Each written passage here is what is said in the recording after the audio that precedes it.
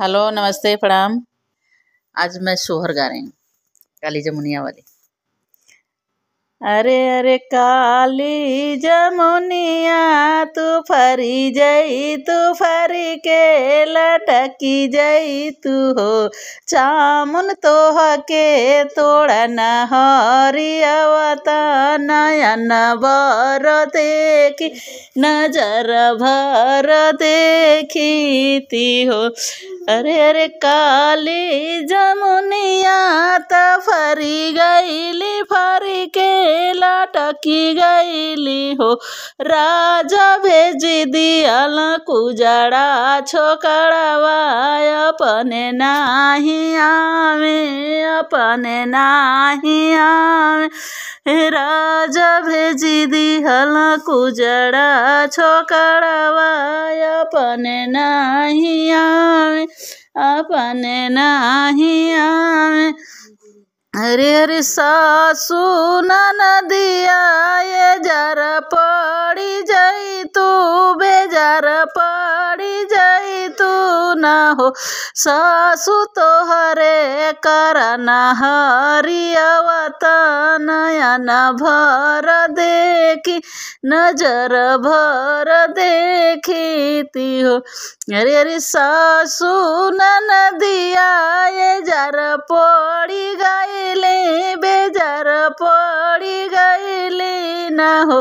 राजा भेजी दियल पटना से बयदा, अपने नाही आवे, अपने नाही आवे।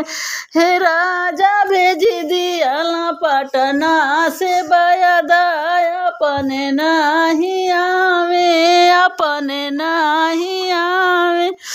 अरे अरे गैया के बछड़ा तू कुनुटा तोड़ावाता, तोड़ाई भागी जईता न हो।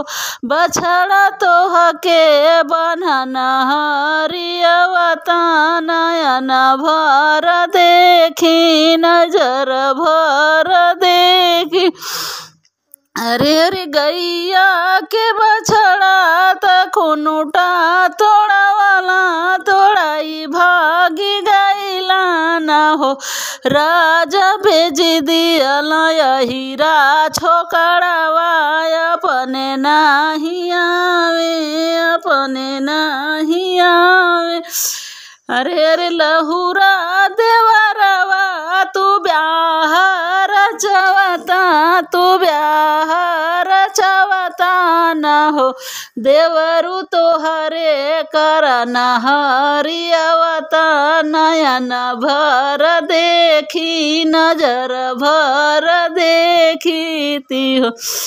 अरे अरे लहुरा देवरवा त ब्याह रचवला, त ब्याह रचवला न हो। राजा भेजी दियल बैंक से रुपयवा, अपने नाही आवे, अपने नाही आवे। राजा भेजी दियल बैंक से रुपयवा, अपने नहीं आवे। हाय दोस्त, अगर अच्छा लगे तो लाइक कमेंट शेयर ज़रूर करना और सब्सक्राइब।